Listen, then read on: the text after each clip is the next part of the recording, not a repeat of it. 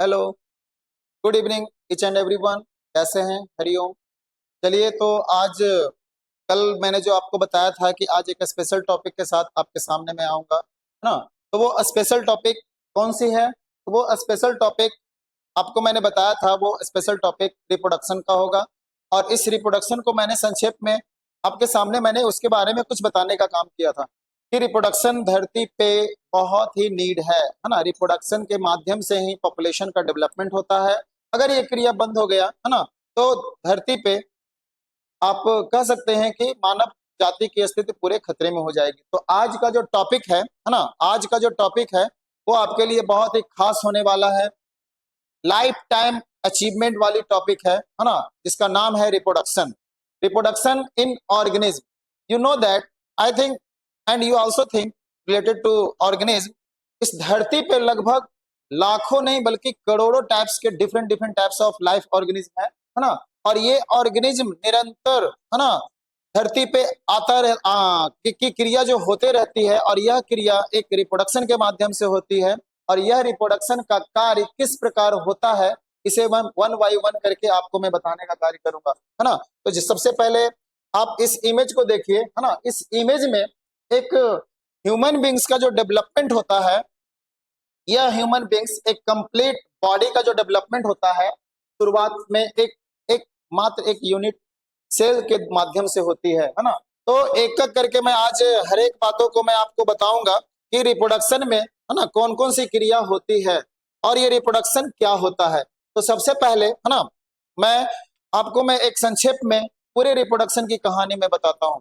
इस धरती पे रिप्रोडक्शन एक ऐसी क्रिया है ना, जिसके माध्यम से धरती पे सारे जीवों का डेवलपमेंट हुआ। तो अब बात है कि ये रिप्रोडक्शन में लाइफ का डेवलपमेंट होता है, जीवन आता है, और एक एज पाने के बाद अंतोगतवा उसकी मृत्यु हो जाती है। तो अब यहाँ पे प्रश्न है कि what is life and what is life span and then after death. तो ये लाइफ लाइफ का जो शुरुआत है ना, एक स्पेशल रिएक्शन से, एक स्पेशल क्रिएशन से, एक स्पेशल क्या उसको कह सकते हैं, एक स्पेशल केमिकल रिएक्शन के माध्यम से, एक प्रोसेस के माध्यम से इस धरती पे एक जीवों का निर्माण होता है। और वह जीव अपनी पूरी जिंदगी को जीकर, है ना, अपनी पूरी जिंदगी को जीकर अंत में वो अपना लाइफ को जीकर सारी कोशिकाओं का अंत होकर वो दुनिया से चला जाता है। तो यहाँ पर एक प्रश्न आता है कि लाइफ क्या है, what is life, what is life span and then after, है ना, व्हाट इज डेथ। तो चलिए हम एक एक करके इन सभी पहलुओं को मैं, है ना, आपके सामने मैं बताने का कार्य करता हूं। चलिए तो अब ये पहला जो प्रश्न है कि what is life, what is life. तो मैं बहुत ही शॉर्ट तरीके से, है ना, आपको मैं बताना चाह रहा हूं कि लाइफ क्या है। फॉर एग्जाम्पल, एक छोटा सा मॉस्किटो है, एक छोटा सा मॉस्किटो है। यह मॉस्किटो, है ना, सभी के घरों में पाए जाते हैं, है ना। ये मॉस्किटो आपके इर्द गिर्द, ये मॉस्किटो आपके इर्द गिर्द रन कर रहे हैं, ठीक है। अब यहाँ पर बात क्या है कि ये मॉस्किटो जब हमारे इर्द गिर्द रन करते हैं तो आपको पता चलता है कि इसमें लाइफ है ना। लेकिन जैसे ही उसको पकड़कर, है ना, उसे मैं प्रेशर से अगर उसे दबा देता हूं तो उसकी उसकी द एंड हो जाती है। अब यहाँ पर बात है कि अभी तो इसमें लाइफ है ना, अभी तो इसमें लाइफ है। गलती से मैंने इसे किसी कारणवश, है ना, या रियली में इसे मैंने टच करके इसे डेड कर दिया। तो ऐसा क्या था इसमें जो इसके पहले लाइफ था, है ना, और बाद में ये क्या हो गया, डेड हो गया। तो कहने का मतलब है कि ये मच्छर मरने से पहले अपनी जैसी बहुत सारी प्रजाति को, है ना, अंडे के रूप में धरती पर देकर चला गया, है ना, एग के रूप में देकर चला गया। और यह एग के जो रूप में देने का कार्य किया, ये कार्य किया रिप्रोडक्शन के माध्यम से, रिप्रोडक्शन के माध्यम से। और इस रिप्रोडक्शन के माध्यम से ही, है ना, बहुत सारे पॉपुलेशन का डेवलपमेंट हुआ, बहुत सारे, है ना, इस रिप्रोडक्शन के माध्यम से ही, है ना, बहुत सारे अपने जैसी प्रजाति का डेवलपमेंट हुआ। अब यहाँ पर एक क्वेश्चन है कि सर ये लाइफ था और लाइफ चला गया, इट मींस डेड हो गया, है ना। ये आखिर ये लाइफ और डेड के बीच में ऐसी कौन सी घटना होती है तो सबसे पहले जान लें कि धरती पर सबसे मिनिमम लाइफ किसका होता है, जिसे हम लोग बोलते हैं लाइफ स्पेन। ओके, तो what is the life span? Life span का मतलब होता है कि एक जर्नी होता है, जन्म से लेकर प्राकृतिक मृत्यु तक के बीच की अवधि को क्या कहा जाता है? Life span. इट मीन्स जीवन काल, है ना। द सफर फ्रॉम लाइफ टू डेथ, है ना, बीच का जो पीरियड होता है उसे कहते हैं लाइफ स्पेन। तो आपके सामने मैं दो तीन प्रश्न मैं कहने जा रहा हूं कि आप बताओ कि धरती पर जो भी जीव का जन्म होता है और वो अंतोगतवा दुनिया से चला जाता है, तो बताया जाए कि वैसे जीव का नाम बताइए जिसका जीवन काल 1 घंटे का होता है। वैसे जीव का नाम बताया जाए जिसका जीवन काल 1 दिन का होता है, 3 दिन का होता है ना, 1 सप्ताह का होता है। इसी तरह से 100 साल का होता है, 500 साल का होता है, 1000 साल का होता है और 10,000 साल का होता है। तो ये सारी बातें, जितनी भी मैंने बातें कहा, ये सब का सब एक पॉइंट के बारे में जानेंगे कि धरती पे कौन सा ऐसा जीव है जिसका जीवन काल मात्र 1 मिनट होता है ना, मात्र 1 घंटा होता है ना। ये कोई मजाक वाली बात नहीं है, हकीकत है ना। तो चलिए बताते हैं। हमने आपको बताया रिप्रोडक्शन, रिप्रोडक्शन चैप्टर शुरू करूंगा, है ना। अब इस रिप्रोडक्शन में, है ना, इस रिप्रोडक्शन के माध्यम से ही, रिप्रोडक्शन के माध्यम से ही, है ना, इन सभी बातों को हम लोग जानेंगे। हम एक एक बातों को 1 बाय 1 करके क्लियर होता चला जाएगा। तो हमने बताया था कि धरती पे रिप्रोडक्शन ही पॉपुलेशन को बनाकर रखने का कार्य करता है। और ये धरती पे रिप्रोडक्शन कितने प्रकार के होते हैं? How many types of reproduction? 2 types. तो पहला जो होता है एसेक्सुअल, पहला जो होता है एसेक्सुअल और दूसरा सेक्सुअल। ओके, अब यहाँ पे प्रश्न है कि सर सेक्सुअल और एसेक्सुअल में क्या डिफरेंस है? इसे हिंदी में लैंगिक तथा अलैंगिक कहा जाता है। तो चलिए एक एक करके शुरू किया जाए, है ना। तो मैं बात कर रहा हूँ रिप्रोडक्शन का पहला प्रोसेस एसेक्सुअल। मैंने बताया था कि एसेक्सुअल रिप्रोडक्शन धरती पर जब डेवलपमेंट हुआ ऑरिजिन ऑफ लाइफ का, तो सबसे पहला रिप्रोडक्शन एसेक्सुअल का ही हुआ, है ना। क्यों? क्योंकि एसेक्सुअल का रिप्रोडक्शन में किसी भी प्रकार के मेल और फीमेल की आवश्यकता नहीं होती है। तो क्या होती है? ये सिंगल पेरेंट्स होते हैं, no male no female, but it can be reproduce very fast. तो इस एसेक्सुअल रिप्रोडक्शन को जब पढ़ोगे तो आपको पता चलेगा कि एसेक्सुअल रिप्रोडक्शन के भी बहुत सारे टाइप्स हैं, बहुत सारे टाइप्स हैं, है ना। अलैंगिक जनन के बहुत सारे टाइप्स हैं। तो सबसे पहला तो डिफरेंस जानो कि what difference between sexual reproduction and asexual reproduction, लैंगिक और अलैंगिक जनन में क्या डिफरेंस है। तो इसे 1 बाय 1 करके जानते हैं ना कि सेक्सुअल रिप्रोडक्शन और एसेक्सुअल रिप्रोडक्शन में क्या डिफरेंस है। तो यहाँ पर, है ना, आप देख सकते हैं कि सेक्सुअल रिप्रोडक्शन में, है ना, इट अकर ओनली, है ना, it occur only lower organism. It means asexual reproduction जब भी होगा तो लोअर किंगडम के जीव जंतुओं में होगा, है ना। It means micro organism, it means lower category. उससे पहले आप जान लो एसेक्सुअल रिप्रोडक्शन में नर और मादा की आवश्यकता नहीं होती है, सिंगल पेरेंट्स की आवश्यकता होती है। और जबकि सेक्सुअल रिप्रोडक्शन में, है ना, नर और मादा, इट मींस मेल और फीमेल दोनों की जरूरत होती है ना। तो the first difference between asexual and sexual reproduction, है ना, it occur only lower kingdoms and it occur almost all higher animals and plant. Okay, then after asexual reproduction it cannot be make any gametes, but sexual reproduction it can be make more gametes. अब ये gametes क्या होता है? आप जब asexual और sexual reproduction के बारे में बताएंगे, है ना, तो आपको सब पता चल जाएगा कि सर ये गैमेट्स क्या होते हैं। फिर भी शॉर्टली मैं बता देता हूं, है ना। ह्यूमन बींग्स में, स्पेशली ह्यूमन बींग्स में या किसी भी एनिमल्स किंगडम में, एक बॉडी में एक समय पे एक स्पेशल हार्मोन का डेवलपमेंट होता है और ये हार्मोन स्पेशल ग्रंथियों के द्वारा होता है ना। और इस ग्रंथि के द्वारा एक स्पेशल केमिकल का निर्माण होता है और वह केमिकल, स्पेशली ह्यूमन बींग्स में बात करता हूं, वह केमिकल टेस्टोस्टेरॉन मेल में और फीमेल के बॉडी में एस्ट्रोजन एंड प्रोजेस्टेरॉन का डेवलपमेंट होता है। और इसी हार्मोन से, है ना, टेस्टोस्टेरोन के माध्यम से एक special gamete, male gamete sperm and the female gamete ovum का डेवलपमेंट होता है। तो एसेक्सुअल और सेक्सुअल रिप्रोडक्शन का पहला जो नेक्स्ट जो डिफरेंस था कि एसेक्सुअल में किसी प्रकार का गैमेट का डेवलपमेंट नहीं होता है, जबकि इसमें मेल में अलग और फीमेल में अलग गैमेट का फॉर्मेशन होता है। दूसरी बात, एसेक्सुअल रिप्रोडक्शन की क्रिया बहुत ही फास्ट होती है। एसेक्सुअल रिप्रोडक्शन की क्रिया बहुत ही फास्ट होती है, बल्कि जबकि सेक्सुअल रिप्रोडक्शन की क्रिया बहुत बहुत स्लो होती है। तो इस तरह से सेक्सुअल और एसेक्सुअल से रिलेटेड एक क्वेश्चन यहां पर से पूछा जाता है कि what difference between sexual reproduction and asexual reproduction. वही नहीं, सेक्सुअल रिप्रोडक्शन के द्वारा उत्पन्न जीव जंतु बिल्कुल अपने पेरेंट्स के इक्विवेलेंट होते हैं, यानी उसके सारे कैरेक्टर्स, जेनेटिकल कैरेक्टर का ट्रांसफर होता है। लेकिन एसेक्सुअल रिप्रोडक्शन में वो सब कोई कैरेक्टर्स पाया नहीं जाता है, बिल्कुल जीरोक्स कॉपी होते हैं, है ना। आप पता नहीं कर पाओगे कि वो क्या है और वो क्या है। तो एक एक करके आपको सबके बारे में स्पष्ट रूप से बताया जाएगा। तो सबसे पहला, है ना, आपको मैंने एक क्वेश्चन दिया कि धरती पर, है ना, जीवन क्या है, और इस जीवन के बीच में जो सफर होता है जिसे हम लोग बोलते हैं जीवन काल, लाइफ स्पेन क्या है, और अंत में लाइफ स्पेन को खत्म होने के बाद जो डेड होता है, ये डेड क्या है, यानी कि मृत्यु क्या है। तो चलिए मैं जीवन के बारे में बताता हूं, है ना। जीवन का मतलब ही होता है वैसा जीव या वैसा व्यक्ति जिसके बॉडी में दो रिएक्शन हमेशा चलती रहती है।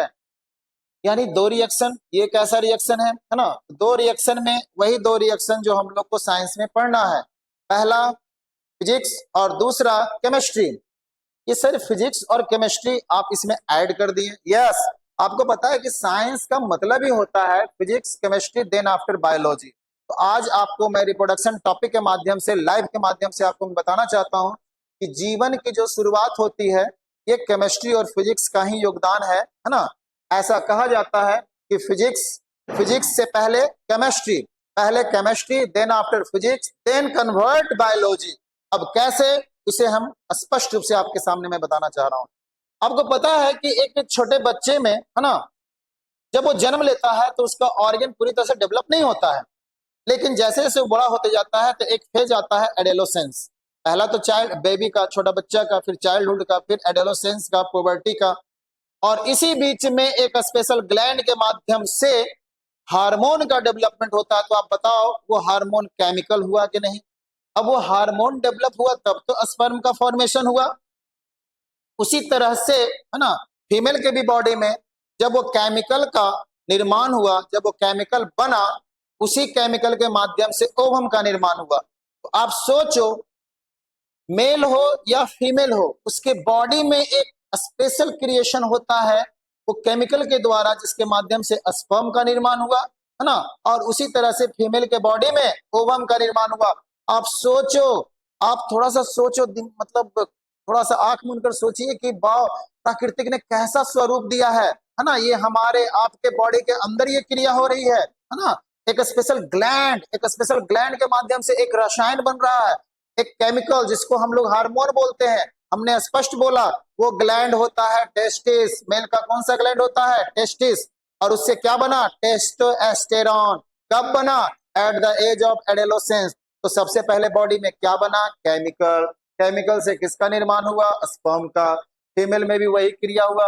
अब देखो, अब फिजिकल यानी भौतिक क्रिया एक एज आने के बाद, एक निश्चित एज आने के बाद, है ना, एक यंग लेडीज एक यंग में जब आपस में, है ना, जब सेक्सुअल रिप्रोडक्शन की क्रिया मैरिड के बाद, है ना, सभी का लाइफ के प्रोसेस के साथ एक मैच्योरिटी आने के बाद जब ये क्रिया होती है तो स्पर्म और ओवम की मिलने की क्रिया को रिप्रोडक्शन कहते हैं। और इस रिप्रोडक्शन में दोनों सेल्स आपस में जुड़कर एक स्पेशल सिंगल सेल बनाने का काम करता है एट ए फिजिकली प्रोसेस।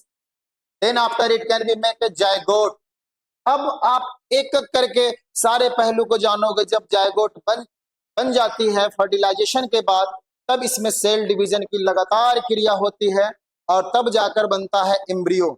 और यह एम्ब्रियो पूरी तरह से डेवलप होना शुरू हो जाता है और तब फीटस का डेवलपमेंट होता है और पूरी 9 महीने प्रक्रिया के बाद, है ना, ये सेक्सुअल रिप्रोडक्शन काफी लंबी चलती है। तब जाकर 9 महीने में एक शिशु का डेवलपमेंट होता है। इट मीन्स एक बच्चे का निर्माण होता है। ठीक है, तो आप देख सकते हैं कि रिप्रोडक्शन की क्रिया में, है ना, सबसे पहले रिप्रोडक्शन की क्रिया में कौन सा reproduction? Sexual reproduction. Sexual reproduction की क्रिया में सबसे पहला फर्टिलाइजेशन हुआ। ये फर्टिलाइजेशन किसके किसके बीच में हुआ? तो सबसे पहले स्पर्म, मेल का स्पर्म और फीमेल का ओवम।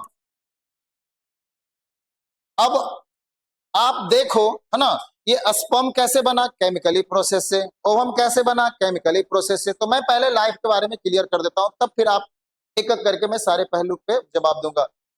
अब आप देखो, है ना, कि स्पर्म के माध्यम से, है ना, और ओवम के माध्यम से दोनों आपस में जुड़कर फर्टिलाइजेशन की क्रिया किया और इस फर्टिलाइजेशन की क्रिया के बाद ये सारे प्रोसेस होते हैं। अब आप बताओ कि लाइफ में तो ये दो ही चीज होता है, केमिकल एंड फिजिकल, तब जाकर एक लाइफ चलता है। अब मैं बात करता हूं कि एक एज आने के बाद लोग चले जाते हैं, है ना, तो इसमें क्या हुआ? इसमें भी वही क्रिया हुआ कि केमिकल अगर गड़बड़ाया बॉडी का, फिजिकल गड़बड़ाएगा, फिजिकल गड़बड़ाया तो केमिकल गड़बड़ाएगा। अगर दोनों में से एक गड़बड़ है तो उसका ट्रीटमेंट किया जाता है ना, और फिर उसके बैलेंस किया जाती है ना। फॉर एग्जाम्पल, एक व्यक्ति, हमने जस्ट एग्जाम्पल मच्छर का दिया, वो मच्छर उड़ रहा था, उसमें फिजिकल और केमिकल दोनों चल रहा था, हमने उसे मार दिया। मारने के बाद क्या हुआ? वो मर गया। क्यों? क्योंकि उसने हमने उसको फिजिकली डैमेज कर दिया, हाथ पैर सब खत्म, उसके बाद उसको प्रेशराइज करके अंदर केमिकल रिएक्शन को खत्म कर दिया। जब दोनों रिएक्शन खत्म हो जाती है तो वो डेड हो जाती है। कहने का मतलब है लाइफ दो ही चीज पे टिका हुआ है, फिजिकली एंड केमिकली। अगर आप बिल्कुल फिजिकली फिट हैं, है ना, केमिकल आपका बॉडी के अंदर बहुत अच्छा चल रहा है, तो लाइफ लंबा चलेगा। एक और एग्जांपल मैं देता हूं। एक हट्टा कट्टा पहलवान, है ना, जिम जाता था। ठीक है, जिम जाने के क्रम में अपना बॉडी को बनाया। उसे कोई भी देख कर कहेगा कि ये तो काफी लंबा समय तक जिएगा, है ना। जैसे रामदेव बाबा 80 85 90 साल के हो चुके हैं, एकदम फिट एंड फाइन है ना। बॉडी को फिजिकली एंड केमिकली, फिजिकली बोले तो डेली योगा एक्सरसाइज करते हैं, और केमिकली बोले तो एकदम जड़ी बूटी को एकदम टाइम टाइम पे लेते हैं। देखिए एकदम लाइफ एकदम बल्ले बल्ले चल रही है। उसी तरह से वह व्यक्ति भी जो जिम डेली जाता था, वो बिल्कुल फिट एंड फाइन था। पता चला कि कल होकर वो दुनिया से चला गया। सडनली शॉट लगा कि अरे ऐसा कैसे हुआ, है ना। तब पता चला कि उसे कुछ एक पॉइजन वाले स्नेक ने काटा। अब आप सोचो कि वो व्यक्ति अगर सही सलामत अगर वो स्नेक नहीं काटता तो उसका लाइफ, नेचुरल लाइफ स्पेन काफी लंबा रहता। लेकिन उसके स्नेक काटने से उसके बॉडी में क्या हुआ? इट्स वेरी सिंपल, वो केमिकल रिएक्शन हुआ, बॉडी में एक केमिकल रिएक्शन हुआ, ब्लड में वो पॉइजन डिजोल्व हुआ, और वो डिजोल्व होते होते पूरे बॉडी के ऑर्गन को, है ना, स्टॉप कर दिया। यानी जो फिजिकली प्रोसेस चल रहा था उसको सारा रोक दिया। तो मैंने बताया कि लाइफ में अगर केमिकल गड़बड़ाया, फिजिकल गड़बड़ाया, life it convert death.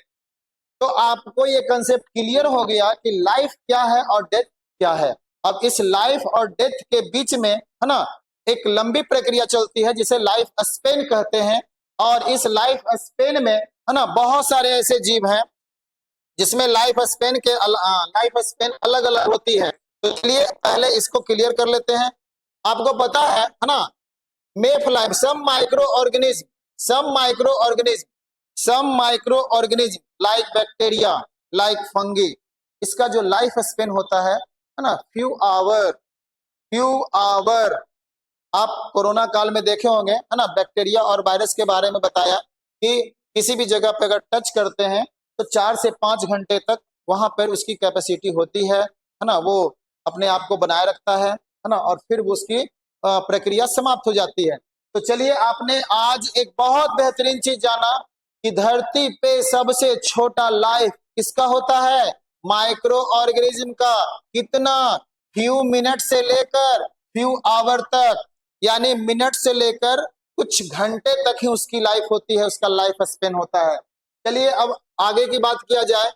May fly का लाइफ 1 दिन, वन डे कहा गया, एक दिन। एक दिन उसके लिए समझिए कि 100 साल के बराबर है।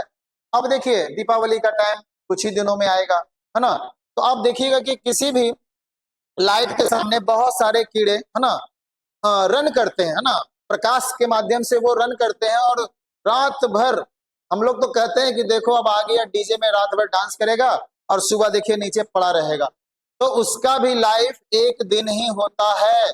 बहुत सारे इंसेक्ट, बहुत सारे कीड़े, है ना, आप देखिएगा अपने नजरों के सामने और देख भी रहे होंगे कि जो रात में कीड़ा, है ना, लाइट के सामने पूरा रन कर रहा था, सुबह देखिएगा कि नीचे वो परमानेंटली डेड होता है, यानी वो अपने लाइफ को जीकर खत्म हो जाता है। तो एक दिन का लाइफ, है ना, क्वेश्चन अगर आता है तो आप मे फ्लाई भी लिखोगे तो राइट है, एनसीईआरटी के अकॉर्डिंग, आपके सिलेबस के अकॉर्डिंग मे फ्लाई। सर ये मे फ्लाई क्या होता है? अब देखोगे फूलगोभी या कोई भी फल में, कोई भी सब्जी में, है ना, व्हाइट ब्लैक ब्लैक कलर का एक छोटी छोटी मक्खी होती है, एकदम काला काला छोटा छोटा मक्खी, जो येलो कलर व्हाइट कलर पे खेत में जाओगे ना तो पूरा उस साइड में चिपक जाएगा, आप उसको हटाओगे तो एकदम वो डेड हो जाएगा, क्योंकि बहुत ही सॉफ्ट होता है वो ना। मे फ्लाई जिसको लाही बोलते हैं, है ना, जो बाइक चलाने के क्रम में सडनली आंख में पड़ जाती है ना, तो बहुत प्रॉब्लम क्रिएट करती है। तो मे फ्लाई का लाइफ कितना होता है? एक दिन। सिर्फ मे फ्लाई नहीं, बहुत सारा एग्जाम्पल है, अलॉट ऑफ एग्जाम्पल। ठीक है, अब मैं बात करता हूं वैसा जीव जिसका वैसा लिविंग ऑर्गेनिज्म जिसका लाइफ एक सप्ताह होता है ना, एक सप्ताह से लेकर 15 दिन। तो नेक्स्ट है बटरफ्लाई, यानी कि तितली, है ना। तितली जो होती है, तितली आप देखे होंगे बटरफ्लाई को, है ना, इसका लाइफ कितना होता है? 7 दिनों से लेकर, है ना, 7 डे से लेकर 15 दिन तक। तो रियल में बटरफ्लाई का जो लाइफ है ना, वो 7 दिन ही होता है, 7 डे ही होता है। तो सर 15 दिन किसका होता है? तो उसको बोलते हैं ड्रैगन फ्लाई। ड्रैगन फ्लाई आप लोग देखे होंगे, एकदम एकदम लंबा जैसा, ठीक है, बिल्कुल इस प्रकार से एकदम जहाज के जैसा वो उड़ने का कार्य करता है ना। इसे हम लोग जब जब इसे देखते हैं तो इसे पकड़ने के लिए छत पे कभी कभी देखते हैं कि छड़ पे या कहीं फूल पत्ती पे ये आपको बटरफ्लाई और ड्रैगन फ्लाई दोनों मिलेगा। इसका लाइफ 7 डेज और इसका लाइफ 15 डेज, यानी कि हाफ मंथ। तो आप देख सकते हैं कि बताओ ये 7 डेज के बाद ये दुनिया से चला जाता है और 15 दिन के बाद ये दुनिया से चला जाता है जरूर, लेकिन अपने जैसा प्रोडक्शन को बहुत सारे प्रोडक्ट करके, है ना, तब ये दुनिया से अलविदा होता है। क्योंकि धरती पे कोई परमानेंट नहीं आया रहने के लिए, वो आया है ना, एक अपने कार्य को पूरा करेगा और उसके बाद दुनिया से विलुप्त हो जाएगा। कहने का मतलब है कि लाइफ आया, है ना, लाइफ स्पेन को निभाया और फिर एक अपने जगह पे चला गया। अब आप लोग को दिमाग में आ रहा होगा कि सर कौन सा जगह पे चला जाता है, तो इसके बारे में मैं चर्चा करूंगा क्लास में। जैसे कि आज हमने क्लियर बताया कि लाइफ और डेथ क्या है ना, बीच का जो स्पेस है उसको लाइफ स्पेन कहते हैं। मृत्यु किस पे टिका हुआ है? मृत्यु टिका हुआ है फिजिकली और केमिकली प्रोसेस पे। आई थिंक आपको क्लियर हो चुका होगा। तो चलिए आगे का टॉपिक देखते हैं, है ना। फ्रूट फ्लाई, फ्रूट फ्लाई का जीवन काल कितना होता है? 1 मंथ। उसी तरह से खेतों में उगाए जाने वाले सारे पौधे, खेतों में उगाए जाने वाले सारे एग्रीकल्चर प्लांट का लाइफ 3 महीना ही होता है, 3 मंथ्स या 4 मंथ। लेकिन उसी के बीच में अनवांटेड प्लांट्स का डेवलपमेंट होता है जिसको वीड्स बोलते हैं ना, खरपतवार। उसका लाइफ भी 7 से 15 दिन का ही होता है। More and more example. तो चलिए, है ना, आप बटरफ्लाई अगर एनिमल्स में पूछेगा तो बटरफ्लाई, अगर प्लांट में पूछेगा तो weeds, unwanted plant. Then after, है ना, खेतों में उगाए जाने वाले एग्रीकल्चर प्लांट का लाइफ जो होता है 3 मंथ to 4 मंथ। कितना होता है? 3 मंथ to 4 मंथ। उसी तरह से राइस, बीट, है ना, इस तरह से बहुत सारे। अब मैं मंथ मंथ के बाद अब ईयर्स पे आता हूं। एक साल, कौन सा जीव, कौन सा ऐसा लिविंग थिंग्स है जिसका लाइफ मात्र 1 साल होता है? 1 साल के बाद उसकी लाइफ खत्म हो जाती है। तो चलिए मैं बताता हूँ, पपाया, है ना, पपीता और बनाना यानी केला, ये दोनों ऐसा एग्रीकल्चर फार्मिंग है जिसे एक बार बोने के बाद 1 साल के बाद बहुत सारे फलों को देकर फिर वो पेड़ अपना कार्य करना बंद कर देता है। अब 2 साल वाले प्लांट का नाम बताया जाए तो 2 साल वाले प्लांट सुगर कैन, है ना। सुगर कैन एक ऐसा प्लांट है जो 1 साल में वो पूरी तरह से डेवलप कर जाता है और सेकेंड ईयर उसके स्टेम में है ना ग्लूकोज का फॉर्मेशन होना शुरू हो जाता है। तो देखिए हमने सफर स्टार्ट किया 1 घंटे से और मैं कहाँ जाकर पहुंचा 1 ईयर से 2 ईयर्स। अब आगे की बात किया जाए, अब बताओ घर में जो माउस होते हैं, चूहे जो होते हैं, खास करके अभी साफ सफाई के क्रम में बहुत सारे निकल रहे होंगे। अब बताओ चूहे का लाइफ कितना है ना, उस चूहे का लाइफ कितना है। उसके बाद बहुत सारा एग्जाम्पल है ना, घर से ही शुरू किया जाए। चूहे का लाइफ कितना है, बिल्ली का लाइफ कितना है, डॉग का लाइफ कितना है ना, स्नेक का लाइफ कितना है। तो चलो मैं बता देता हूँ, उस चूहे का लाइफ जो घर में पूरा डिस्टर्ब पहुंचाती है, आपके अच्छे अच्छे कपड़ों की धज्जियां उड़ा देती है ना। आप देखोगे आपने बहुत ही सेपरेट से रखा, गलती से उसे कहीं और टांग के चला गया, पॉकेट में टॉफी या कुछ भी और छूट गया है ना, उधर से आके देखोगे तो वो चॉकलेट तो खाया ही, साथ साथ पॉकेट को भी उड़ा डाला है ना। इतना गुस्सा बढ़ता है ना कि मैं क्या कहूँ, लेकिन क्या करें है ना, कभी कभी मिस्टेक से वो बड़ा मिस्टेक कर देता है। तो मैं बात कर रहा था चूहे का, है ना। तो चूहे का जो लाइफ होता है, राइट का जो लाइफ होता है 3 ईयर से लेकर 4 ईयर्स, यानी कि एक चूहे का लाइफ जो होता है 3 से लेकर 4 साल तक होती है। उसी तरह से बहुत सारे प्लांट है ना, बहुत सारे प्लांट है। प्लांट को 3 कैटेगरी में बांटा गया है, हर्ब, सर्ब और ट्री। हर्ब, सर्ब और ट्री। हर्ब की बात किया जाए तो 6 महीने, सर्ब की बात किया जाए तो 2 साल, 4 साल, 5 साल, 10 साल तक सर्ब का लाइफ होता है ना। हर्ब सर, हर्ब बोलते हैं जो 1 फीट से लेकर कमर तक है ना, जो घास होती है उसे हर्ब कहते हैं। कमर से लेकर पूरे हाइट तक 6 फीट तक जो हाइट होती है उसे सर्ब कहते हैं। और 6 फीट के बाद वाले जो ऊंचे प्लांट होते हैं उसे ट्री कहते हैं, यानी कि पेड़ कहते हैं। तो इसकी जो कुल लाइफ होती है 10 ईयर्स। अब देखिए घर में जो खरगोश होता है ना, हम लोग जो रैबिट पालते हैं, उसका जीवन काल कितना होता है, 13 साल। ओके, उसी तरह से पक्षियों में बताओ सबसे मतलब आप हम लोग के नजर में आने वाला पक्षी क्रो, इसका जीवन काल कितना होता है। तो चलो मैं बता देता हूं, इस कौवे का जीवन काल 15 साल होता है। कितने साल होते हैं, 15 साल। अब बताओ कौन सा ऐसा पक्षी है जिसका जीवन काल लगभग 150 ईयर्स होता है, 150 साल। चलिए कोई बात नहीं है ना। यस, ईगल की बात मैं नहीं कर रहा हूं, है ना। ईगल का तो लाइफ 80 साल है। चलिए मैं उस पक्षी का नाम बताता हूं जिसका जीवन काल 150 ईयर्स होता है ना। उसका नाम है पैरोट, है ना।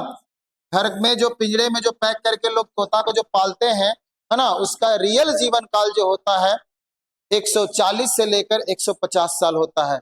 फिर आप लोग कहोगे कि सर वो तो बहुत जल्दी ही मर जाता है। सर मैंने तो एक तोता को पिंजरे में पाला और वो मतलब 2 साल 2.5 साल के बाद तो वो डेड हो गया। भैया वो रियल में डेड नहीं हुआ, मतलब आपके अच्छे से पालन नहीं करने के कारण, है ना, किसी कारण, ठंडा में छोड़ देने के कारण, धूप में छोड़ देने के कारण, या किसी कारण बस, है ना, उसकी डेड हुई है। रियल नेचुरल डेथ वो नहीं हुआ है। नेचुरल डेथ जो होता है ना, 140 से लेके 150 साल का होता है। हमने आपको क्या बताया कि किसी का जीवन काल 1000 साल है। ओके, मान लिया जाए एक पेड़ है, इसका जीवन काल 1000 साल है, तो हमने क्या किया, उसको काट दिया, तो क्या उसका लाइफ बचा। तो हमने क्या बोला कि लाइफ खत्म कब होती है, जब उसका 2 रिएक्शन को हम लोग खत्म कर देते हैं, फिजिकल और केमिकल। पहला केमिकल, देन आफ्टर फिजिकल। तो देखो साइंस को समझने के लिए, है ना, बायोलॉजी को समझने के लिए फिजिक्स और केमिस्ट्री दोनों का कॉम्बिनेशन रूप है। तो चलिए आगे देखते हैं, है ना। घर में जो गाय पाली जाती है उसका जीवन काल कितना होता है, 25 साल, 25 से 30 साल, है ना। घर में पाए जाने वाले जो काऊ होते हैं जिसके माध्यम से हम लोग का जो सेहत बनता है, दूध का जो फॉर्मेशन होता है, मिल्क फॉर्मेशन, उस गाय का जीवन काल कितना होता है, 25 से 30 साल। अब देखा जाए, है ना, ये जो हम लोग का जो पूर्वज है जिसे हम लोग मंकी कहते हैं, इसका जो रियल में नेचुरली जीवन काल 26 साल का होता है। कितना होता है, 26 साल का। अब बोला जाएगा कि सर मंकी टू मैन बने हैं तो मंकी का इतना लाइफ क्यों कम है, क्योंकि मंकी अलग प्रजाति है और उस प्रजाति से जो मैन बना, इसके बीच में बहुत लंबा चौड़ा सर्किल है। मंकी से लंगूर, लंगूर से गोरिल्ला, गोरिल्ला से चिंपैंजी, चिंपैंजी से आदि मानव, आदि मानव से, है ना, 4 फितकस, रामाफिथकस, ऑस्ट्रेलियोफिथकस, होमोसिपियंस, होमोसिपियंस से आदिवासी, आदिवासी से गांव का वासी, गांव के वासी से पढ़ लिख कर शहर के निवासी।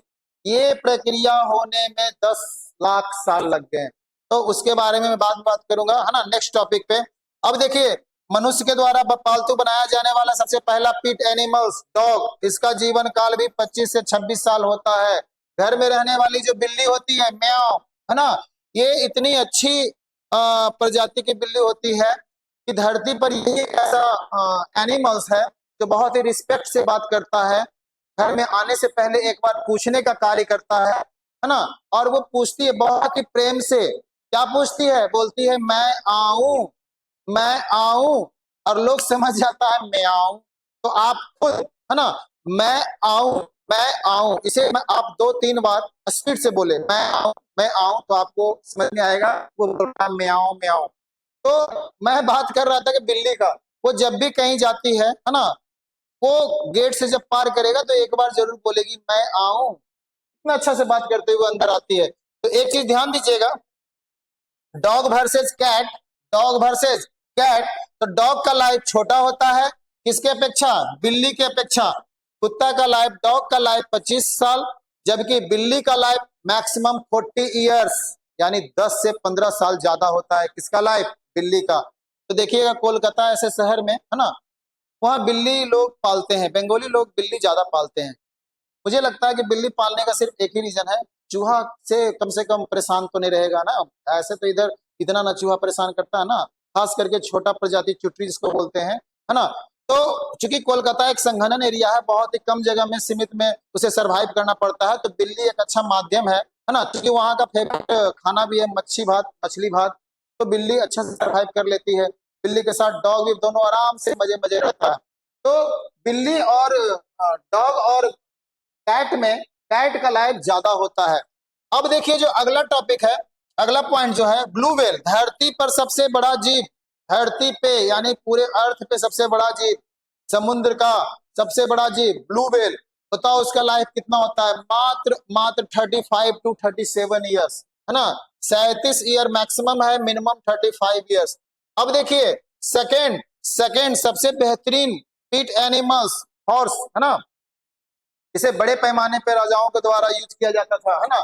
इसका जीवन काल 50 साल। आप कभी जाओगे, है ना, नालंदा जिला के एक राजगीर एक जगह है, आज भी वहां पे घोड़े की सवारी, है ना, टांगा, है ना, उसका यूज किया जाता है। तो उसका जीवन काल कितना होता है? 50 साल। अब देखिए पानी में रहने वाला क्रोकोडाइल, मगरमच्छ, इसका जीवन काल 60 साल। जंगल का सबसे बड़ा जीव हाथी, उसका जीवन काल 60 से 75 साल। आसमान में उड़ने वाला ईगल्स, उसका जीवन काल 90 साल। और ह्यूमन बींग्स का जो लाइफ है 80 से लेकर 100 साल, है ना, 80 से लेकर 100 साल। अब देखो ह्यूमन बींग्स का तो लाइफ से 100 साल एक एवरेज बनाया गया है, लेकिन सच में देखा जाए आज ये लाइफ घटता चला जा रहा है ना, आज ये लाइफ पूरी तरह से चला गया, है ना। तो मैं थोड़ा सा एक बात बताना चाह रहा हूँ, है ना। चलिए पहले मैं लाइफ स्पेन बता देता हूँ, उसके बाद मैं बताऊंगा कि मनुष्य का लाइफ बहुत ही तेजी से नीचे घट रहा है। घटने का पीछे रीजन क्या है ना, कि समय से पहले एडोलेसेंस का प्रवेश हो चुका है।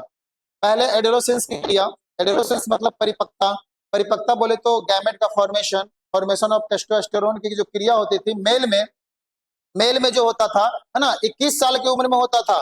21 साल के एज में, है ना, ये टेस्टोस्टेरोन का डेवलपमेंट होता था। और फीमेल के बॉडी में जो होता था, है ना, ये 18 साल की उम्र में एक का फॉर्मेशन होता था। तुम सोचो 21 साल के एज में अगर ये मैच्योरिटी आता, तो 21 साल के एज में लोग ग्रेजुएट हो जाते हैं, है ना। बीच में कुछ भी माइंड में, है ना, वो रिएक्शन जब होगा ही नहीं तो आदमी पढ़ाई पे ध्यान देगा। फीमेल में भी वही बात है, 18 साल की उम्र में ही होता था क्या? ओवम का प्रोडक्शन, यानी वो हार्मोन का डेवलपमेंट। तो ये क्रिया होने के बाद मन में कई तरह के भावनाएं उत्पन्न होना शुरू हो जाती है। तब ये व्यक्ति 100 प्लस जीता था, है ना, 100 ईयर प्लस जीता था। लेकिन आज 21 साल से घटकर मेल में 14 साल और फीमेल में 12 साल हो चुका है। अब बताओ, है ना, 21 से 14 यानी 7 साल मेल में घटा और 6 साल फीमेल में घटा। जबकि ये एनसीईआरटी कह रहा है, रियल में तो कुछ और है। रियल में आज के जनरेशन 2025 की जो कहानी है, बॉयज जो है 12 साल में ही मैच्योर हो रहा है और गर्ल्स जो है 10 साल में ही मैच्योर हो रहा है। अब देखिए ये जो मैच्योरिटी आया तो लाइफ पे बहुत ही ज्यादा साइड इफेक्ट मतलब देखा जा रहा है ना। जो एज होता है रियल में पढ़ाई का, जो एज होता है सच में, जो पढ़ाई का एज होता है वो 10 साल से लेकर 18 साल के बीच ही होती है। नर्सरी से लेके 5 तक तो एक बेसिक नीड है, इसमें पढ़ना लोग सीखते हैं, याद करना सीखते हैं, टॉपिक के बारे में समझना शुरू करते हैं। लेकिन रियल पढ़ाई तो क्लास 6 स्टैंडर्ड से होती है, 6, 7, 8, 9, 10, 11, 12, यानी 7 ईयर्स। अगर ये हार्मोन नहीं बनता तो वो पूरी तरह से वेल मेंटेन, है ना, उसके माइंड का डेवलपमेंट होता। लेकिन ये हार्मोन बन जाने के कारण, है ना, इसमें जितने भी ऑनलाइन है ऑफलाइन है, आप खुद सोचो, विचार करो, मिरर के सामने खड़ा होकर इसके बारे में सोचो कि क्या बात ये सही है कि नहीं, है ना। ये हार्मोन ऐसा है ना कि 100 विचारों में से 80 विचार, है ना, आपके मन में, है ना, रिप्रोडक्शन से रिलेटेड ही टॉपिक दिमाग में आती है। वो क्या कर सकते हैं, ये हार्मोन का दोष है ना, ना किसी ह्यूमन बींग्स का दोष है, ना खुद का दोष है। हार्मोन तो अपना काम करेगा ही। तो मेरा ये कहना था कि ये जो 21 साल था ये बेटर था, लेकिन ये घटकर कितना हो गया, है ना, 10 और 12 साल हो गया। लेकिन पढ़ना कितना है, 12 और 14 साल। तो इसमें मैं स्पेशल बात करूंगा रिप्रोडक्शन कहानी से पहले, है ना। अब देखिए मैं बात करता हूँ बड़े बड़े जिसके एज बहुत ज्यादा होते हैं। तो हमने बताया तोता, धरती पर सबसे ज्यादा लाइफ, पक्षियों में पैरोट, है ना। उसके बाद कछुआ की बात किया जाए, टर्टल, तो मीठे पानी वाले कछुआ का लाइफ जो होता है 150 से 200 साल। और समुद्र का जो कछुआ होता है, टर्टल्स होते हैं, उसके 500 साल। अब कहोगे सर कछुआ का इतना लंबा चौड़ा लाइफ, अब तुम उस कछुए को निकाल कर जिसका लाइफ, है ना, 500 साल है, तुम गर्म पानी में उसे खौला दो, बताओ वो कितना कितना देर तक जिएगा ना। जितना देर वो खौलेगा पता चला 5 मिनट से लगे, तो वो तो गर्म पानी के हिट से ना वो मर गया। तो उसका रियल लाइफ अगर हम उसे डालते हैं, 5 जनरेशन लाइफ का चलता, फिर भी वो जिंदा रहता और अपने जैसे ना जाने कितने प्रजाति को वो छोड़ के पॉपुलेशन करके वो धरती पे जाता, है ना। तो अब जो आगे का टॉपिक है, अब इसमें बहुत लंबी चौड़ी साल होती है। बताओ धरती पर का जो पेड़ है बनियान, इसका लाइफ कितना होता है ना, 300 से 500 साल। बनियान जो बरगद पूजा, बर पूजा घर में जो फैमिली मेंबर करते हैं, है ना, घर के सारी महिलाएं लोग जो करते हैं बर पूजा, बरों का पूजा, है ना। हकीकत में देखा जाए तो बरगद एक ऐसा पेड़ है जिसमें एक स्पेशल केमिकल का डेवलपमेंट होता है।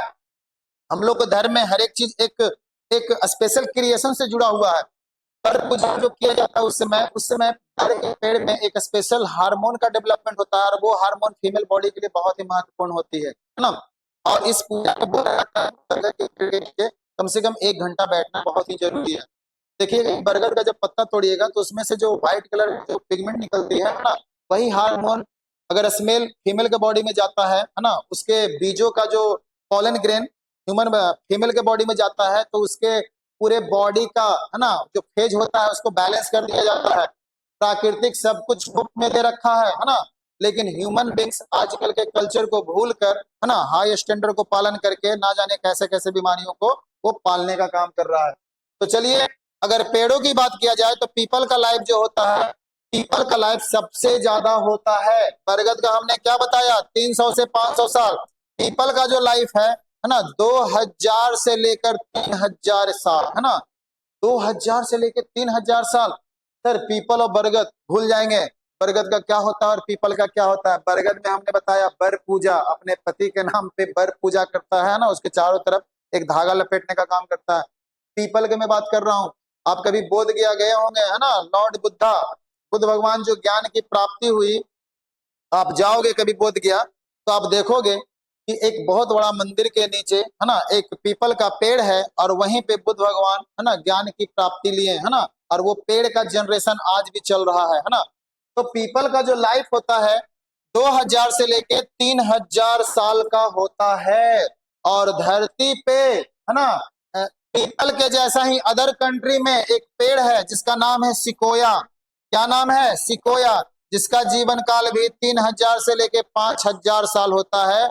और सबसे लास्ट वैसे पेड़ का नाम बताओ जिसका जीवन काल 10,000 से लेके 12,000 साल होता है। ये आपका क्वेश्चन है, इसका आंसर मैं नहीं दूंगा, इसका आंसर मैं नेक्स्ट क्लास में दूंगा, है ना, क्योंकि सारी बातों को जान लोगे तो फिर क्वेश्चन रहेगा क्या। तो मैं बताया पीपल और सिकोया, यही 2 क्वेश्चन आता है एग्जाम में, है ना। Which plant is the longest life year, sequoia और सिकोया, है ना। सिकोया का जीवन काल 3000 से लेकर 4000।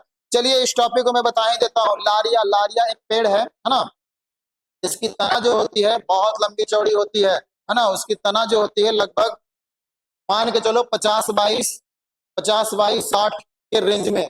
उसके एक जो होल होते हैं, पहले के जो मानव होता था है ना, एंशियंट टाइम में, चिंपैंजी, गोरिल्ला, उसी मांद में, उसी होश में आराम से 10 बाई 10 के जैसा कमरा होता था, आराम से उसी में पेड़ के ऊपर रहा करता था, जिसकी ऊंचाई बहुत होती है ना। तो उसका नाम है लारिया ट्री। लारिया ट्री आज भी आपको अमेज़न के जंगल में मिलेगा, ठीक है। तो सिकोया का लाइफ 3000 से 4000 और लारिया का लाइफ कितना होता है, 10,000 से लेके 12,000 साल होती है। तो इस तरह से आपने देखा लाइफ स्पेन के बारे में। लाइफ स्पेन का मतलब होता है कि धरती पे इतने डिफरेंट डिफरेंट जीवों का जीवन काल कैसा कैसा होता है। तो अब मैं बात करता हूं रिप्रोडक्शन का, है ना। रिप्रोडक्शन की क्रिया में, है ना, रिप्रोडक्शन की क्रिया में ये जो 2 प्रकार का होता है ना, जिसमें पहला, है ना, सेक्सुअल रिप्रोडक्शन की मैं बात कर रहा हूं। तो सेक्सुअल रिप्रोडक्शन मेल में स्पर्म का फॉर्मेशन होता है और फीमेल में ओवम का फॉर्मेशन होता है। हमने आपको बता दिया कि स्पर्म का फॉर्मेशन एक स्पेशल हार्मोन केमिकल से होता है, टेस्टोस्टेरोन, और ओवम का फॉर्मेशन 2 हार्मोन से होता है, एस्ट्रोजन और प्रोजेस्टेरोन। अब देखिए ये स्पर्म और ओवम, ये स्पर्म और ओवम, स्पर्म जो है बॉडी का सबसे छोटा सेल होता है ना, जो एडोलेसेंस के फेज में इसका डेवलपमेंट होता है। एडोलेसेंस के फेज में इस स्पर्म का क्या होता है, डेवलपमेंट होता है। और ओवम का जो डेवलपमेंट होता है ना, ये फीमेल बॉडी में 12 साल के उम्र में एक स्पेशल फेज के माध्यम से, जिसे मासिक चक्र कहते हैं, मेंस्ट्रुएशन साइकिल, इसी के बीच में एस्ट्रोजन के द्वारा ओवम का डेवलपमेंट होता है। और इसी डेवलपमेंट को एडोलेसेंस प्यूबर्टी एज कहा जाता है, जो हमने बताया कि पहले 21 साल मेल में और 16 साल फीमेल में, सॉरी 18 साल फीमेल में। तो आप गाना भी सुने होंगे, है ना, 18 बरस की, है ना, कुंवारी कली हूँ। तो उस समय का मेल में जो एडोलेसेंस का फेज होता था 18 साल। फिर आप गाना सुने होंगे 16 बरस की बाली उम्र को सलाम, है ना, यानी उसका एज घटा 2 साल तो 16 साल हुआ, ठीक है। फिर और घटता चला गया और अभी सडनली 12 साल रह गया, है ना। अब यहाँ पर एक क्वेश्चन आता है कि ये क्रिया क्यों घटता जा रहा है। अदर कंट्री में तो और भी बुरा हाल है, चाइना, कोरिया, ये सब ऐसा कंट्री है जहाँ एडोलेसेंस मेल में स्पेशली 10 साल में और फीमेल के बॉडी में 8 साल में ये क्रिया पूरा हो रहा है। अब ये कैसे पता चला, तो आप न्यूज सुने होंगे, है ना, वर्ल्ड लेवल का, कि 8 से 8.5 साल की बच्ची प्रेग्नेंट फॉर्म में चला गया। अब तुम सोचो कि ऐसा क्यों हो रहा है। अरे एक फीमेल को, है ना, ब्रेन को मैच्योरिटी आने में 21 साल लग जाता है ना। सोच समझ, राइट रॉन्ग, है ना, एक राइट डायरेक्शन की समझ आने में लगभग 21 साल लग जाती है ना। लेकिन लेकिन ये जो एज घटता जा रहा है, इससे पता चलता है कि आने वाले 100 साल में मानव का अस्तित्व पूरी तरह से खतरे में होने वाला है। ये कोई मजाक वाली बात नहीं है, 100%। अब यहाँ पे प्रश्न है कि ये कमता क्यों जा रहा है, व्हाट द रीजन, है ना। और ह्यूमन बींग्स, खास करके जिसके बॉडी में ये रिएक्शन होता है, उसको लगता है कि अभी क्यों हुआ, ये होता थोड़ा एक लंबे टाइम के बाद, अभी तो पढ़ने का टाइम है। a lot of problem create in the female body and the male body also because a lot of disturbance the mind, है ना, माइंड स्थिर नहीं होता है, कंसंट्रेशन भंग हो जाती है, ठीक है। और आजकल का जो मीडिया है, मोबाइल्स है, कई तरह के जो डिपार्टमेंट्स है, वो सब वीडियो है, बहुत तरह का मूवीज है, जो उस हार्मोन को और एक्टिव कर देने का कार्य करता है, जिसके कारण उसका कंसंट्रेशन भंग हो जाती है ना। पढ़ाई सबसे लाइफ का इंपॉर्टेंट चीज है और वो पढ़ नहीं पाता है सिर्फ और सिर्फ इस हार्मोन की वजह से। तो अब यहाँ पर एक प्रश्न है कि सर ये हार्मोन ऐसा क्यों हो रहा है, क्यों बनता जा रहा है, क्यों ये कमेगा नहीं। यस, अब तो संभावना नहीं है ना। आप लोग जो जी रहे हैं, चलिए आप अपने आप को बैलेंस करके जी रहे हैं, लेकिन आने वाला जो आपका जनरेशन है, उसको बैलेंस करना बहुत ही इम्पॉसिबल हो जाएगा। It can not be control and coordinate, क्यों, और एज घटता जाएगा। तो एक सडनली राउंड फिगर में देखा जाए तो ये ऐसा क्रिया क्यों हो रहा है, क्यों हार्मोन जो है ना, स्पर्म का फॉर्मेशन, स्पर्म का जो फॉर्मेशन है ना 14 साल की उम्र में, और ओवम का निर्माण 12 साल की उम्र में क्यों हो रहा है ना। देखिए रिप्रोडक्शन तो पढ़ लेंगे 2 मिनट में, है ना, एकदम बिल्कुल 1 बाय 1 करके क्लियर हो जाएगा। लेकिन थोड़ी सी बेसिक है ना नीड क्यों पढ़ाया जा रहा है, आप सोचो, है ना। तो चलिए बताते हैं कि ऐसा क्यों हो रहा है कि ये जनन की क्रिया डे बाय डे है ना घटता ही जा रहा है, और ऐसा घट रहा है कि अंत में अस्तित्व इतने खतरे पे आ जाएगा जिसका कोई ठिकाना नहीं है। 8 साल 9 साल 10 साल क्या है ना। अरे एकदम कुछ भी नहीं है, मतलब 15 साल 16 साल तो दुनिया को समझने में लगता है, 18 साल पूरा सिलेबस को समझने में लगता है, 21 साल में तब जाकर पूरा सेटअप क्लियर होता है, और उसी के बीच में ये चीज को कंट्रोल करना बहुत ही इम्पॉसिबल है। इसका सिर्फ एक ही जिम्मेदार है, वो है केमिकल। वो केमिकल कौन सा? पेस्टिसाइड्स। पेस्टिसाइड क्या? खेतों में हर एक चीजों को समय से पहले उगाया जा रहा है ना। कहता है ना साइंस एक वरदान भी है और साइंस एक श्राप भी है। अब डिपेंड उस पर्सन पे है कि वो किस तरह से उसका यूज किया जा रहा है। आपको पता है कि गाय का जो दूध एक नेचुरली मेथड से बाहर आता है, अब एक इंजेक्शन के द्वारा है ना गाय को इंजेक्ट करके उस दूध को बढ़ा दिया जाता है। अब आपने जो इंजेक्शन दिया गाय को दूध को बढ़ाने के लिए, अब वो असर कहाँ चला गया? वो असर चला गया कहाँ? उस दूध में, उस मिल्क में। और वो असर जो चला गया, वह दूध कौन सरवाइव करते हैं? All human beings. अब वो ह्यूमन बींग्स के बॉडी में वो सरवाइव करेगा। कहने का मतलब है वो जो केमिकल वाला जो हम लोग दूध पी रहे हैं, उस दूध के माध्यम से बॉडी बहुत ही तेजी से ग्रोथ करना शुरू कर देगा। तो कहने का मतलब है जिस एज में हम लोग को है ना जो एज होना चाहिए 21 साल, वो हार्मोन के कारण 14 साल में वो रिएक्शन होना शुरू हो गया। सिर्फ मैं दूध की बात नहीं कर रहा हूँ, मार्केट में हम लोग फल खरीद रहे हैं, पम्पकिन वेजिटेबल में सबसे अच्छा वेजिटेबल माना जाता है पम्पकिन को। अब सोचो उस पम्पकिन को भी इंजेक्ट करके है ना जो बेचारा मतलब जो 6 महीना में एक बड़ा सा एकदम पौष्टिक से भरा हुआ कद्दू का डेवलपमेंट होता है, उसे इंजेक्ट करके 1 महीना 2 महीना में उसको डेवलप कर दिया, और वो पम्पकिन को खाएगा कौन? ह्यूमन बींग्स, हम लोग खाएंगे। तो उस केमिकल का असर जाएगा किसके बॉडी में? उसी ह्यूमन के बॉडी में। आप बताओ ऐसा कोई भी ऐसा प्रोडक्ट है जो बिना हम लोग केमिकल के खा रहे हैं? No any product. हाँ, गांव में अभी भी कुछ ऐसा प्रोडक्ट है जो हम लोग बिना केमिकल के खा रहे हैं, जो हम लोग डायरेक्टली पेड़ से तोड़ते हैं, जैसे गुआवा है ना, पलम यानी बैर। लेकिन इससे क्या होने वाला है? चावल को समय से पहले उगा दिया जा रहा है, गेहूं को समय से पहले उगा दिया जा रहा है। इस तरह से लाइफ भी समय से पहले जा रहा है ना। पहले 100+ था, अब 80+ है। तो आप देख सकते हैं कि हम लोग खुद अपनी ही करने से है ना लोगों को है ना डे बाय डे लाइफ घटता जा रहा है, और ये हार्मोन समय से पहले एक्टिव होता जा रहा है। अब इसे रोकना संभव नहीं है। तो चलिए, ये बहुत बड़ा प्रश्न है कि समय से पहले मैच्योरिटी आ रही है और समय से पहले लोग धरती से जा रहा है। किसके वजह से? इस केमिकल की वजह से। कभी भी आप पैकेट वाला दूध पियोगे, ना जाने कितने कितने गायों का दूध में उसमें केमिकल मिलाकर पैक करके ना जाने कितने दिनों से रखा हुआ है। बताओ, दूध तो फायदेमंद के लिए पीते हैं, लेकिन उसमें केमिकल की वजह से समय से पहले सारा चीज क्रिया होना शुरू हो जाता है। तो 1 बाय 1 करके हम लोग जानेंगे। तो ये समय 21 साल के अलावा 14 साल में स्पर्म का फॉर्मेशन हो गया, और फीमेल में 12 साल में ही ओवम का फॉर्मेशन हो गया, और गलती से ये दोनों अगर ऐड होता है ना, तो यह क्रिया रिप्रोडक्शन कहलाती है, जिसमें सबसे पहला वर्ग होता है फर्टिलाइजेशन का। फर्टिलाइजेशन की जो क्रिया होती है ना, यह जो क्रिया होती है 72 घंटे में होती है, और 72 घंटे में फर्टिलाइजेशन की क्रिया होकर है ना क्या बनता है? एक जायगोट का डेवलपमेंट होता है ना। फर्टिलाइजेशन की क्रिया होने के बाद है ना एक जायगोट का डेवलपमेंट होता है, यानी कि स्पर्म और ओवम को गैमेट कहा जाता है। स्पर्म और ओवम को गैमेट कहा जाता है, और ये दोनों मिलकर है ना स्पर्म और ओवम मिलकर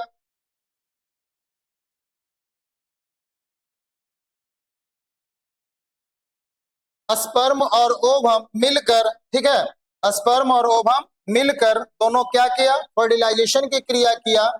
दोनों मिलने की क्रिया को फर्टिलाइजेशन कहते हैं, है ना। स्पर्म और ओवम मिलने की क्रिया क्या कहलाती है? फर्टिलाइजेशन। और जब ये दोनों मिलने की क्रिया फर्टिलाइजेशन हुआ, तब जायगोट का निर्माण होता है, यानी कि स्पर्म और ओवम मिलकर एक जायगोट बनता है, सिंगल सेल बनता है। अब सोचो कि लाइफ का जो निर्माण है, सबसे पहला लाइफ एक सिंगल सेल के फॉर्म में होता है। अब यहाँ पर से क्वेश्चन आता है ना कि सर स्पर्म कैसा सेल है, ओवम कैसा सेल है? इसको हैप्लॉइड सेल कहा जाता है। यहाँ पर से 2 क्वेश्चन आती है ना। पहला, स्पर्म के अंदर जो न्यूक्लियस होता है इस न्यूक्लियस में कितने क्रोमोजोम पाई जाती है? तो आप हमेशा याद रखोगे, स्पर्म में 23 क्रोमोजोम पाई जाती है और ओवम में भी 23 क्रोमोजोम पाई जाती है। इसे बोलते हैं हेप्लॉइड सेल, है ना। क्या बोलते हैं? हेप्लॉइड मतलब आधा, और डिप्लॉइड का मतलब होता है पूरा, है ना। तो 23 क्रोमोजोम स्पर्म के द्वारा और 23 क्रोमोजोम ओवम के द्वारा, दोनों मिलकर इस जायगोट का जो डेवलपमेंट होता है, इसमें क्रोमोजोम की संख्या कितनी होती है? 46। यहीं पे बच्चा गड़बड़ाता है ना। स्पर्म में 23 क्रोमोजोम, ओवम में 23 क्रोमोजोम। इसे हेप्लॉइड सेल कहते हैं और इस हेप्लॉइड सेल को एन से सूचित किया जाता है। किससे सूचित किया जाता है? एन से। और जब ये जायगोट का फॉर्मेशन करता है तो इसे डिप्लॉइड कहते हैं, इसे 2n से सूचित किया जाता है। तो आप लोग देखे होंगे, है ना, बुक में आप पढ़े होंगे, how many total number of chromosome of human body cell? The number of chromosome of the human body cell are 46। ये 46 बना कैसे? तो 23 मेल के द्वारा और 23 फीमेल के द्वारा, दोनों मिलकर 46 क्रोमोजोम का डेवलपमेंट करता है। और ये प्रक्रिया लगातार चलती रहती है और चलते रहने के क्रम में जायगोट का निर्माण होता है। किसका निर्माण होता है? जायगोट। जायगोट जो बनती है ये 72 घंटे में बनती है। कितना टाइम में बनता है? 72 घंटे में। इस 72 घंटे को दिन में कहा जाए तो 3 days. How many days? 3 days. यहाँ से भी क्वेश्चन आता है कि जायगोट के बनने में टोटल टाइम कितना लगता है? 22 आवर, यानी कि 3 दिन। अब ये जायगोट से एम्ब्रियो, जायगोट से जो एम्ब्रियो बनता है, इसे बनने में 1 मंथ का टाइम लगता है। कितना समय लगता है? 1 मंथ का टाइम लगता है, 1 महीने का। ठीक है। अब यहाँ पर बात है कि इस एम्ब्रियो के बाद क्या बनता है? तो एम्ब्रियो के बाद फीटस का डेवलपमेंट होता है। फीटस, फीटस क्या है ना।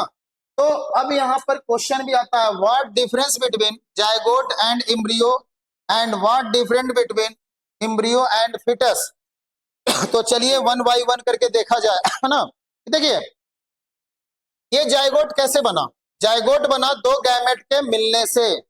जायगोट कैसे बना? 2 गैमेट के मिलने से। जायगोट का जो डेवलपमेंट हुआ 2 गैमेट के मिलने से, है ना। फीमेल का ओवम ये गैमेट हुआ और मेल का स्पर्म ये मेल गैमेट हुआ, है ना। तो ये मेल गैमेट हुआ स्पर्म और ये फीमेल गैमेट हुआ ओवम। ये दोनों मिलने की क्रिया फर्टिलाइजेशन कहलाया। तब जाकर जायगोट बना और जायगोट के बाद क्या बना? एम्ब्रियो। अब देखो 23 क्रोमोजोम मेल के द्वारा, 23 क्रोमोजोम फीमेल के द्वारा, दोनों जब मिल गया, फर्टिलाइजेशन की क्रिया हो गया, तो इसमें क्रोमोजोम की संख्या कितनी? 46। स्वाभाविक है, जब 46 इसमें हुआ तो पूरे ह्यूमन बॉडी में जो भी एम्ब्रियो हो उसमें भी क्रोमोजोम की संख्या, एम्ब्रियो में भी 46, उसके बाद फिटस में भी 46 और कंप्लीट बॉडी में भी 46। और जब बॉडी से बाहर है ना, नेचुरली ह्यूमन बॉडी का भी क्रोमोजोम कितना है? 46। सिर्फ आपको ये याद रखना है कि स्पर्म और ओवम में क्रोमोजोम की संख्या, क्रोमोजोम को हिंदी में बोलते हैं गुणसूत्र। क्या बोलते हैं? गुणसूत्र। और यह जो क्रोमोजोम है डीएनए का बना होता है। किसका बना होता है? डीएनए का।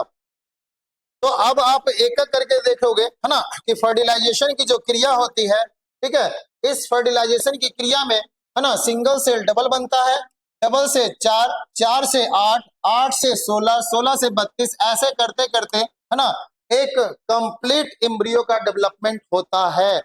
अब यहाँ पे प्रश्न है कि सर जायगोट और एम्ब्रियो में क्या डिफरेंस है? Zygote it can be make by 2 gametes. जब 2 गैमेट्स मिलते हैं तो जायगोट बनते हैं, sperm and ovum.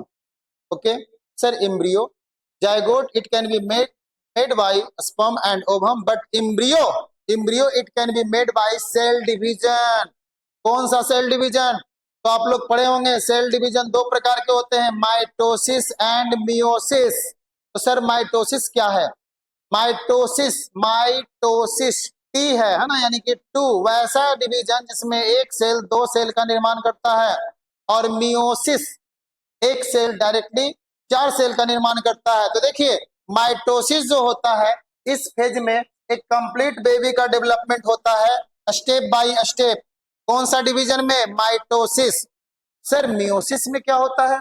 मियोसिस के जो क्रिया होता है, मेल के बॉडी फीमेल के बॉडी में जर्म सेल यानी कि जो गैमेट्स होते हैं ना, जो एक बॉडी ह्यूमन बॉडी में करोड़ों स्पर्म बनते हैं, है ना, ये स्पर्म बनने की क्रिया कौन सा डिवीजन से होता है? तो मियोसिस। इसमें 1 से 4, 4 से 16, 16 से एकदम 16 64 ऐसे करके 4 मल्टीप्लाई होता है और ये बहुत ही स्पीड में बनने का कार्य होता है। तो आप एक एक करके जानोगे ओके कि जो भी जो क्रिया होता है ना, ये बहुत ही फास्ट तरीके से होता है। अब रही बात, देखिए ये जो मैंने आपको इमेज बताया है ना, बताओ ये क्या है? Female gametes. ये क्या है? फीमेल गैमेट, जिसको बोला जाता है ओवम या एग। अब देखो रियल में ये सेल है ना, ये सेल है, सेल के अंदर एक न्यूक्लियस है। अब बताओ इसमें क्रोमोसोम की संख्या कितना होता है? 46 या 23? बिल्कुल सही, 23। 46 क्रोमोसोम नहीं होता है, इसमें क्रोमोसोम कितनी होती है? 23। अब देखो है ना, उसके बाद जो हम लोग बता रहे थे कि 72 घंटे में है ना जायगोट बना, उसके बाद 1 महीने में क्या बना? इम्ब्रियो। और इम्ब्रियो में है ना, इम्ब्रियो के बाद किसका डेवलपमेंट हुआ? फीटस। अब यहाँ पे क्वेश्चन है कि what difference between embryo and foetus? देखो जायगोट क्लियर गैमेट से बनता है और इम्ब्रियो जो है ना, सेल डिवीजन से है ना, ये टिश्यू फॉर्म होता है, यानी कि उत्तकों का एक समूह होता है जिसमें ऑर्गन का डेवलपमेंट नहीं होता है। किसमें? इम्ब्रियो में। इसमें बात अलग है कि फिगर बना दिया, बट इसमें कोई ऑर्गन का डेवलपमेंट नहीं होता है, तो उसे इम्ब्रियो कहते हैं। लेकिन इम्ब्रियो के बाद जब इसमें ऑर्गन का डेवलप हो जाता है, डेवलप होना शुरू हो जाता है, तो वह प्रक्रिया क्या कहलाती है? फिटस। क्या कहलाती है? फिटस। तो फिटस और इम्ब्रियो में आसमान जमीन का अंतर है। इम्ब्रियो एक टिश्यू फॉर्म का एक गोल सा है ना, टिश्यू फॉर्म का वो पार्ट है, लेकिन फिटस क्या है? उसमें ऑर्गन का डेवलप होना शुरू हो जाता है। अब यहाँ पे प्रश्न आता है कि सर बताइए वो सबसे पहला ऑर्गन कौन सा बनता है ना? आप देखोगे है ना, ये ऑर्गन का जो डेवलपमेंट है, ये प्लेसेंटा के पास है ना एक स्पेशल एक पतली सी पाइप होती है जिसको एम्बिकल कोड कहते हैं, और इसी कोड से पूरे बॉडी में न्यूट्रिशन जाने का काम होता है। तो आप सोचो, सबसे पहले बॉडी में स्टोमिक, और स्टोमिक के बाद हार्ट, उसके बाद सारे पार्ट पुर्जा बनना शुरू हो जाता है, और फिटस जब डेवलप हो जाती है, सारे ऑर्गन सिस्टम बन जाता है, तब जाकर 9 महीने के बाद एक कंप्लीट बेबी का डेवलपमेंट होता है। अब यहाँ पर एक क्वेश्चन है कि सबसे लास्ट एक्सट्रीम टाइम क्या होता है एक कंप्लीट बेबी का डेवलपमेंट में? देखिए बातें तो बहुत सारी है ना, टाइम भी काफी हो चुका है। मैं जब पढ़ाता हूँ तो एक चीज मतलब माइंड में रहता है कि मैं कौन सा टॉपिक को छोड़ दूं, सारा टॉपिक तो इम्पोर्टेंट है और उसे समझाने के लिए बहुत सारी बातों को बताना पड़ता है। तो बातें तो इतनी सारी है ना कि मतलब अगर ईमानदारी से अगर देखा जाए तो अगर 10 घंटे भी मैं आपको 1 बाई 1 करके बताऊं फिर भी थोड़ा टॉपिक बच ही जाएगा, क्योंकि सिलेबस तो एक लिमिट में है। लेकिन मुझे लगता है कि ना जाने ये बातों को मैं क्यों छोड़ दूं, थोड़ा सा बताते चलूं। तो बातें बहुत सारी है ना, इसको अगर हम शॉर्टकट में देखते हैं तो सीधे कहते हैं भैया जायगोट से एम्ब्रियो बनता है, एम्ब्रियो से फिटस बनता है, फिटस से बेबी बनता है, और ये बेबी का डेवलपमेंट 9 महीने में होता है। लेकिन लास्ट जो होता है 999 का ऑफर होता है ना, 9 महीना 9 घंटा और 9 दिन। अगर इन केस दैट कोई बेबी 9 महीना 11 दिन में हो जाए, वैसा कैसा बेबी होगा? 9 महीना 15 दिन हो जाए, उस स्थिति में बेबी का डेवलपमेंट कैसा होगा? एक चीज जान लो है ना, जब एक एज आने के बाद है ना, अगर वो बेबी बॉडी से बाहर नहीं निकलता है तो बहुत ही प्रॉब्लम होती है। जिस तरह से पेड़ में फल जब पक जाते हैं और जब उसे समय पे नहीं तोड़ा जाता है तो वो फल क्या होती है? वहां से टूट कर नीचे गिर जाती है। सेम कंडीशन जब ये 9 महीने 9 दिन 10 दिन के बाद ये बॉडी से नहीं निकलता है ना, इसे नहीं निकाला जाता है किसी कारण बस है ना, अज्ञानता के कारण या हॉस्पिटल में पेट नहीं रहने के कारण, तो ये बच्चा तो निकल जाएगा, बच्चा निकल जाएगा, लगेगा बच्चा तो बिल्कुल सही सलामत है। लेकिन आपको पता है कि इस बच्चे में 2 प्रॉब्लम हो जाएगा। वैसा ही बच्चा जो जन्म से 2 दिन बाद पैदा लेता है, वो बच्चे में 2 क्वालिटी देखने को मिलता है। पहला, या तो बच्चा गूंगा डेवलप करेगा, नहीं तो बच्चा अंधा डेवलप करेगा। गूंगा अगर डेवलप करेगा तो गूंगा के बाद क्या होता है ना कि वो बहरा भी हो जाता है। होता क्या है, जैसे ही एम्बिकल कोड यहाँ से हटती है, बच्चे को भूख लगना शुरू हो जाता है, और उसी क्रम में है ना बॉडी के अंदर ही एक फ्लूइड होती है, वो फ्लूइड को गलती से वो माउथ के अंदर चला जाता है, माउथ के अंदर जाने के बाद कान में भी वो लिक्विड चला जाता है। तो वैसे बच्चे जन्म से ही है ना, अंधे और जन्म से ही बहरे पैदा लेते हैं, और गलती से वो अंदर आंख खोल लिया तो आंखों में एक पतली सी लेयर आ जाती है, जिसे जन्मजात अंधा कहा जाता है। तो बातें तो बहुत सारी है ना, मैं सारे बातों पे डिस्कस करूं तो समय बहुत ही कम। अब देखिए यहाँ पर 5 दिन का बेबी कैसा होता है, तो बेबी थोड़ी यहाँ पे तो अभी टिश्यू का डेवलपमेंट हो रहा है ना, जब फीटस का डेवलपमेंट होता है तो ये सारा चीज आपको देखने को मिलेगा। मैक्सिमम जो एज है 9 मंथ, है ना, और ये 9th मंथ में जो ये बाहर का जो ये पोर्शन जो है, इसे प्लेसेंटा बोलते हैं, इसी से माँ के गर्भ के अंदर न्यूट्रिशन जाने का काम होता है, इसे एम्बिकल कोड कहा जाता है। तो सेक्सुअल रिप्रोडक्शन एक लंबी प्रक्रिया है, यह प्रक्रिया में 9 महीने का टाइम लगता है। यही कारण है कि सेक्सुअल रिप्रोडक्शन में, है ना, काफी लॉन्ग प्रोसेस होते हैं। ठीक है, तो अब जो है आपका जो टॉपिक है,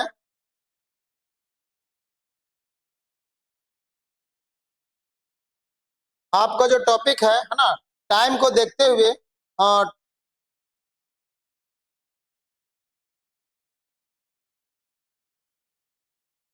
टाइम को देखते हुए, ठीक है, टाइम काफी हो चुका है, आगे का भी नेक्स्ट क्लास है, तो आज को इस टॉपिक को यहीं पे समय में मैं समाप्त कर रहा हूँ।